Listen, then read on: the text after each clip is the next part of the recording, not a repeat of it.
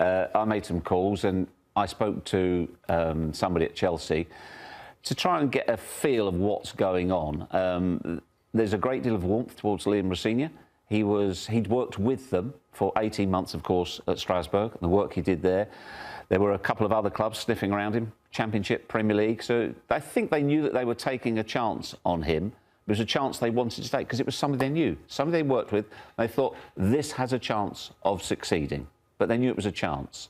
So I think that genuinely, you know, most of the times when it says we wish him all the success in the future, they don't mean it remotely.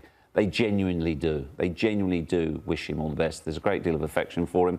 The other thing I can add, it's been widely reported that he's going to get a payoff of 24 million because he's so short into his tenure of his 6-year deal. That's inaccurate. He will get approximately 1 year's money. So oof. Wow. Yeah, it's still good money.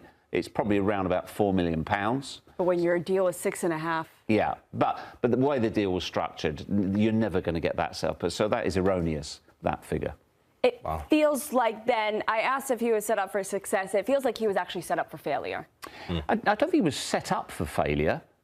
He could have succeeded. It didn't work out. So, for instance, when I said about why, you know, the performance the other night, they didn't say the players have down tools. They said the players didn't get what he was trying to do, and they weren't on the same page. Which, again, when it's a club saying that to you, it's tantamount to the same thing. Nico, you were as damning as I were on the performance, weren't you? I mean, anybody could see it. Yeah. It was untenable, the situation. For as much as they liked him, hey, we interviewed Liam Rosenior when he was at Strasbourg. He seemed like a lovely guy. And I think we all here wish him the very best because it was an ambitious decision from Chelsea to go out to Strasbourg. We questioned whether he was ready. Everybody did. And clearly, when you get to this level of football, listen, you can be good tactically.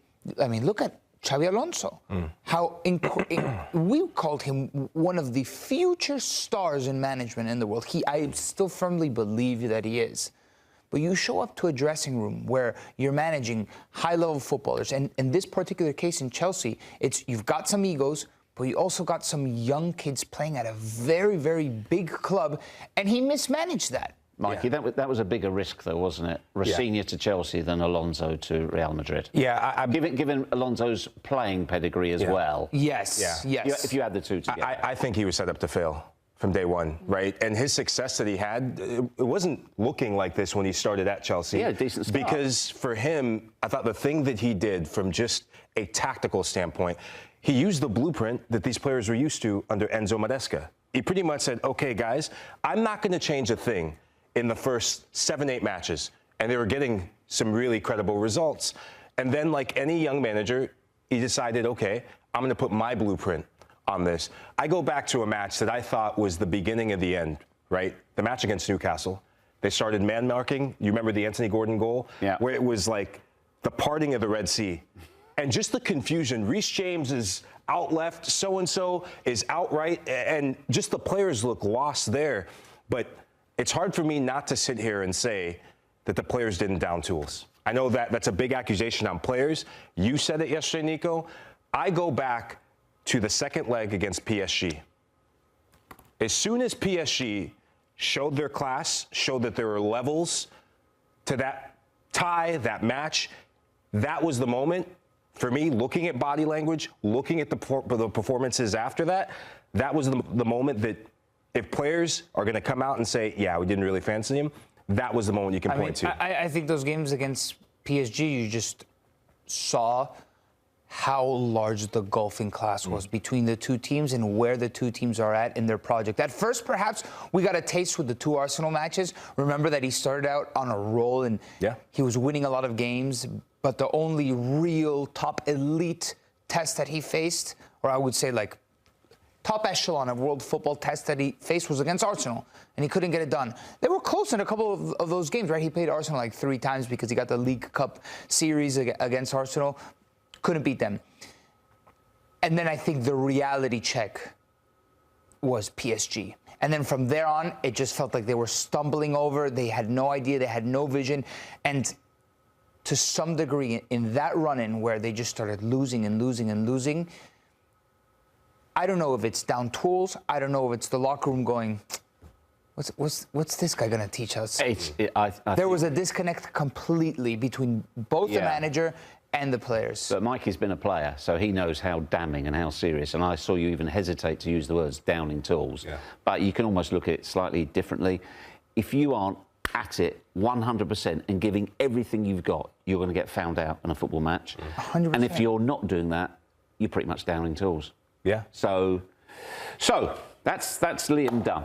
I'm going to go along with I think he was set up to fail because I keep going back to the Cucurella, all the quotes that he had. It was an entire article that was written because he said, like, we don't really understand why Maresca was let go. So then sounds like nobody that came in could have gotten that locker room. That's a red herring because Cucurella could have said what he likes if Chelsea are winning football matches. If you're winning football matches, nobody cares what the player says. Nobody cares what the manager's like or the antics. It's as simple as that. Cucurella said that during a period where the team were losing matches. That's it. All you've got to do is win football matches as a manager. So all of this, all of that stuff is a sideshow. And it's also a byproduct of not winning football matches. So those bits and pieces, the ridiculous suspension of Enzo, you've got Wes Fofana's deal. The whole thing was a mess. But it's done. It's done. It's gone. Are we, like, back at square one? With Chelsea, just it feels like every time it's either they fire a manager, or what's more telling to me, Jeff, is that Blueco has had previous managers in Pochettino, and right when things are actually going pretty decently for him, they decide to mutually part ways. No, there's something fishy. Yeah, well, there's certainly not right, and I posed that question to my Chelsea person, and they said, yeah, look, this phrase, there will now be a period of self-reflection, is apt because they are very, very much aware they've made some serious mistakes. Why Cup? I mean, not just the performance, but they've got an FA Cup semi-final against Leeds at the weekend. The FA Cup means a lot to Chelsea. It's a historied club with the FA Cup. And also, Chelsea still believe that they can make Champions League. They believe that. Okay? I personally don't. I don't. Yeah. If they believe they can make Champions League, they believe they certainly can. My wife believes that I've got a six-pack and guns and can bench 225, bro. Well, I think I'll back Chelsea over that. But anyway, you're on a roll. That almost took me out. But then also, so that's why they've made the change now. So okay, obvious question was where they go from here. Yep, it does beg the question of who will take over and how long until they find their next person. So that brings us into our Ferrero All-In. Visit goallinandwin.com to learn more. Here are the odds of who could be the next manager. You see Iraola up there, says Fabregas is one of the favorites here. Marco Silva, Felipe Luis, Oliver Glasner, Frank Lampard, and Diego Simeone. Any of these? Come on, standing I can't out? believe Frank Lampard and Diego Simeone are same odds. Shrevesy, let me ask you this in a different way. So, all these managers, really interesting storylines. Of these managers, which one is the least likely? And then we go to most likely, from what you see and what you've heard. Do you know, strangely enough, so let me explain, because I asked about, okay, because you've got it so wrong so many times, there's going to be a reset in terms of the next coach, and there's going to be a reset in terms of the players that they sign in the summer. We'll start with the coach. They recognise they need a manager who has achieved success at the highest level and certainly knows playing at the highest level. It's not an absolute must have managed in the Premier League. There's one manager on this list that has achieved success at the highest level. But the way that the conversation went, knowledge and having worked in the Premier League, to me, sounded uppermost. If you said to me on there what fits with their blueprint, the names most likely, I mean, Lampard is an interesting one. To be back there a third time, and he's proven his chops as a manager. Better than Liam Rosenior. Of course. Yeah, but I don't think that's not the standard. No, of course not. That's not the standard. I wouldn't, of that lot, I wouldn't rule out Iriola, Silva, Luis. Diego Simeone, I just don't think is viable because he's been where he's been for so long. And doesn't speak English. Yeah, if you were him as well, you'd want a rest. You'd want a rest, wouldn't you? Cholo Simeone is always thrown out there, right? In these like odds. Felipe Luis is an interesting one. He's out of a job. Remember, he got fired by Flamengo. He won Copa Libertadores, like in record style. His team was very attractive. I think going from Brazilian football to the Prem doesn't happen often for managers. In fact, Brazilian football hasn't exported Brazilian managers in a very, very long time. So to that degree, it's a gamble. I think he needs like an intermediate step. I do highly rate Felipe Luis. I think he needs like an intermediate step into European football because look at Gallardo, for example. Gallardo went to Saudi, came back. Look at Carlos Bianchi, one of the most renowned South American coaches in the early 2000s with Boca, went to Europe, came back immediately. I think the flip is from the transition from South America to Europe, it's not as easy as you think. Nico, and that also, that comes into play as well. There's one expression that came out of my conversation, which is both the manager and the type of players they're going to sign has to be oven ready. Now, when he talks about a different profile of players, he was very specific. He said that doesn't necessarily mean age, because you can be a young player, but you've played a lot of Premier League football. Let's say, for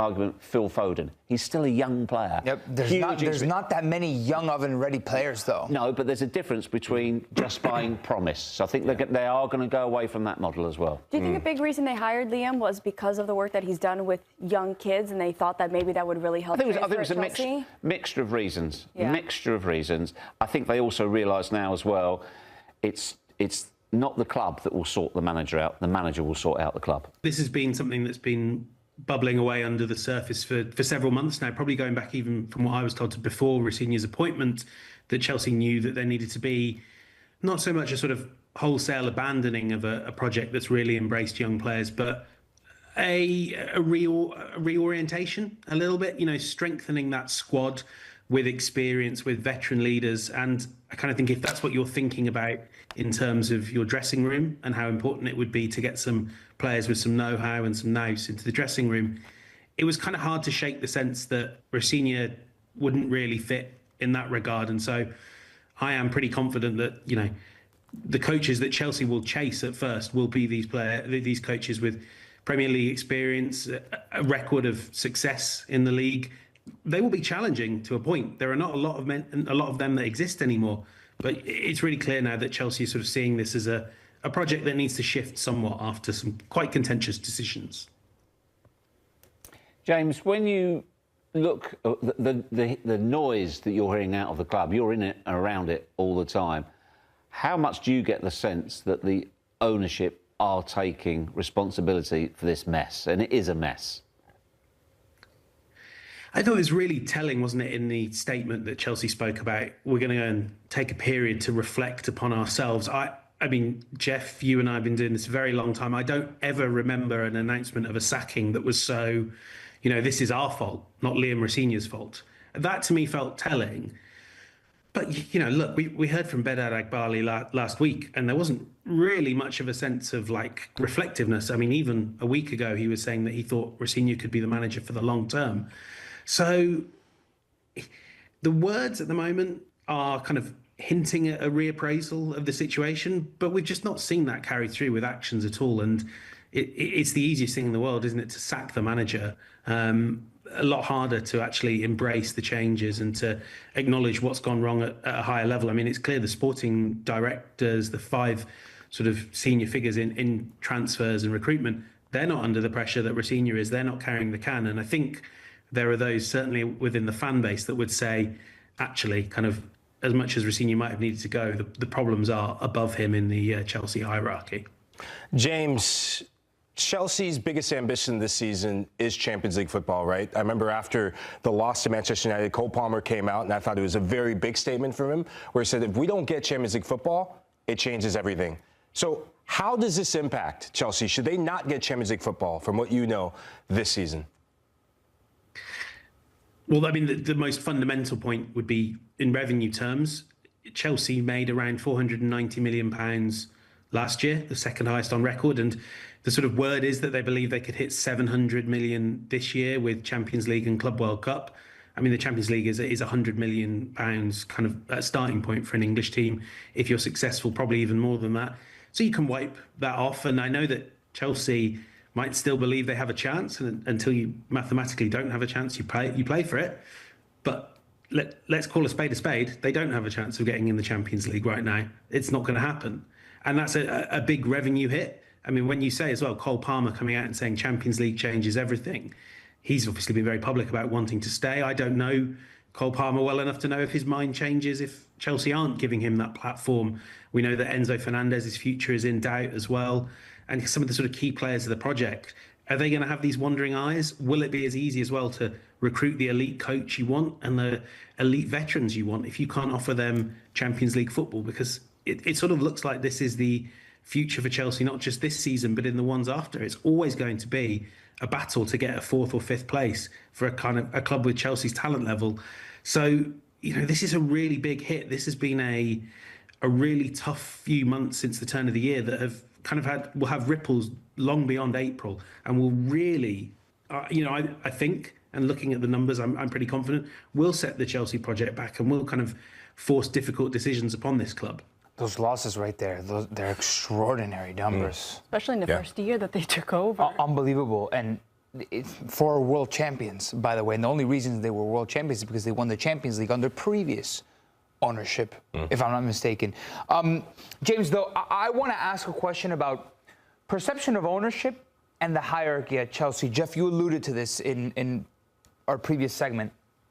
Because there are a lot of sporting directors that almost operate in the shadows, because the front-facing figures at Chelsea towards the public are Eghbali, Todd Bowley, these multi-billion-dollar owners through Clearlake Capital and then Blueco that, honestly, they themselves don't have that much experience in sport, none in football. Why are always they the ones that have targets on their back, and the blame isn't really shared between them and the people that they then hire to run the club? James, before you answer that, Nico, there's a funny thing here, and I like James's. Just to add a little bit, I think yours is absolutely the right question. The owners, let's be honest, they didn't grow up as football fans. They don't know enough about the business, so they have to employ, of course, advisors. Who advised them that these are the correct advisors, and how would they know whether or not these advisors are any good? James?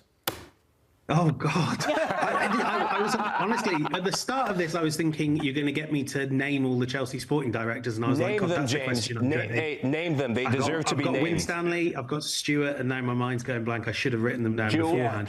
But I mean, the question all the way through has been like you say, Jeff, who is advising these people? But I mean, what is also true is kind of sometimes the very senior ownership don't take much under advisement. And if you kind of look back to, look back across the course of the Blueco and Clearlake's ownership of Chelsea, a lot of the time the really big decisions are being taken by Bedad Eghbali. Kind of to a lesser extent, Todd Bowley, who has kind of had the misfortune of being the sort of brash face of this endeavour. But, when a manager goes, that's Bedad Eghbali's decision, and it was kind of quite telling, wasn't it? If you saw that Brighton game and saw the look on his face, and he must have been looking around going, wait, we hire everyone from Brighton. How are they still beating us? That is kind of, I think there's this real challenge of obviously this is a private equity venture. The purpose of this is to come in, apply your expertise as private equity organisations, boost the revenue, potentially cut the costs, although they've clearly not done that, and then kind of turn it around and sell it for a huge profit years down the line. And I think that private equity way of thinking has sort of just crashed into a world it's not at all familiar with. And it's spending money hand over fist, and it doesn't really look like it's going to regenerate a lot of that money. All those sales they made last year added £25 million to the book. So I think we kind of sometimes can't underplay the impact of this just being the people at the very top kind of making the big decisions, and those big decisions being the ones that is spectacularly backfire. That is wild to me. That is wild to me, that you think just because you have a lot of money, you can walk into a football club and call shots as if you've been in football your entire life. Whoa, you're not surprised, are you? Sir Jim Ratcliffe. For sure. Prime example. But even Sir Jim Ratcliffe, there's a justification because he was at Ineos. He had another football team. He has a football empire, a sport empire, basically. Like, yeah, but still. But Todd Bowley was co-owner of the Dodgers. Where was Iqbali before? The investment, I would trust him with all my money to do stuff beyond sport, for sure. But for them to walk into Chelsea and as James says, kind of really call the shots and they decide when they fire? Okay, first of all, I think Egbad has a slightly different profile of client from you, but let's leave that aside. For sure. Hey, but if he wants to take me on despite this Chelsea debacle, I'm willing to accept. Official pitch right now, yeah? James, right. So we've heard, we both understand that they're going to change the profile player and they're going to look for experience, although that can still be young. You can be young and have experience. So, biggest question that Chelsea fans will want answered, who is going to be the next coach? As I understand it, they are looking for somebody who's proven top-class management, has won things, and also Premier League experience. So based on that, who is the number one choice in your mind? It's a tough one. I feel like you've got two. I mean, the obvious Premier League experienced winner is Thomas Tuchel, but we know you can't go down that road again. I would think if you kind of can park the winning and you see these two top of the list. Andoni Iraola hasn't won anything in the Premier League, but he has achieved an awful lot. And then Cesc Fabregas knows the club, kind of reconnects it a little bit with the club it was, and would have the fans on board. Plays a brilliant brand of football. Again, not kind of got across the line in terms of winning trophies, but knows what a Premier League winning Chelsea looks like. I would think Cesc Fabregas, but I know having spoken to him, when he was really thinking about a long time ago when he was thinking about his managerial career. What about I can't see Alonso. No. I can't see that one. Knows the league, has won trophies in Germany, has just had the experience of being burned at a big club. But that's the one, isn't it, Jeff? It's that last thing. He's been burned at a big club, and Xabi Alonso, I think, still could go and take a job at the level of Liverpool, Bayern Munich, if they were to be available. And that, to me, is a lot more appealing than kind of this start from the ground up job. So I think you'd have to really, really, really offer a lot of money to tempt Alonso. And even then, I don't know that he'd be tempted. So I think it will end up being one of Fabregas or Iraola. Interesting. I'm miles more Iraola, and I wouldn't throw Marco Silva completely out of the betting. Completely out. That's interesting. Well, I mean, that would be a very good brand of football. Thanks for watching this video from Morning Footy. For all news and insights regarding leagues around the world like EFL, Serie A, and all UEFA competitions, both men's and women's, don't forget to sign up for Paramount Plus.